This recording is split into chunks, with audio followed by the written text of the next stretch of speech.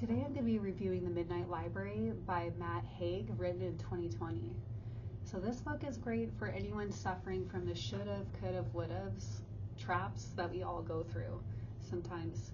This book follows a woman named Nora who is in deep depression and kind of at rock bottom, living a life full of regret. After she attempts to end her life, she wakes up in a library, a magical library, that contains books that are basically the continuations of all the different choices she could have made. Like if she was with a certain person romantically instead of the person she's with now, or if she chose a different career, all of those are there. So the book is her kind of exploring all those different possibilities that she could have lived. And throughout the book, she gains perspective on how every choice she makes has benefits and drawbacks, and that there's no one perfect life path. So although the protagonist of this book isn't old, this is something that comes up a lot in therapy with older adults and elderly. One of the reasons for this is that when you are older, you're in the stage of the psychosocial stage of development of ego integrity versus despair. Basically, you're deciding, did I live my life according to my values and goals? Were there opportunities lost? Did I make the most out of my life? Those kind of questions come up. So as some say, hindsight is 20/20, and choices seem clear when looking back in the past, but we forget the other factors and circumstances that led us to make those choices at that time. It's easy to live in the future and kind of judge how you did or what you said or who you were when you were inexperienced, young, maybe trusting the wrong people, maybe in an addiction issue. There's lots of things that we could come to regret, but we forget about how we ended up there.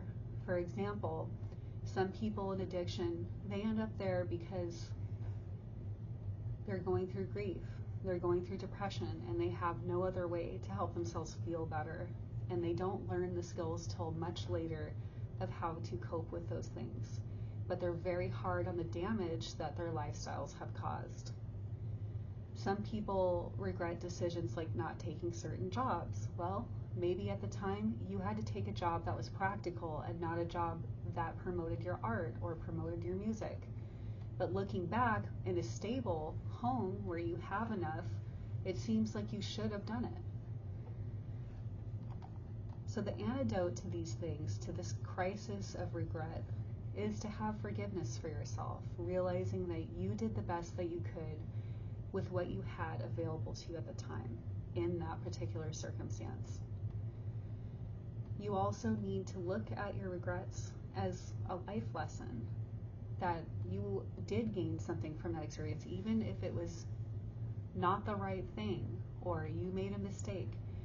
Every mistake that someone makes helps them learn. For example, I had a patient once who was an introvert, and she was going on dates with this person that kept pushing boundaries, and she realized, wow, I don't like these things. And instead of having a lot of despair about the time she wasted with that person, she thought, you know what, now I know I don't like going to concerts, I don't like going to movies, I don't like these things that really push me out of my comfort zone. In the future, I know exactly what kind of things to ask for dates, and I know what kind of things I like or don't like about men. And that was helpful. She got something from that. But if she just lamented on, oh, we spent this much time together, she would have not gotten as much from that experience. So that was a mature and healthy way to look back on a situation that she regretted. So let me know if you decide to read this book, The Midnight Library, and what lessons you take from it or how it might have helped you in your mental health journey. Thank you.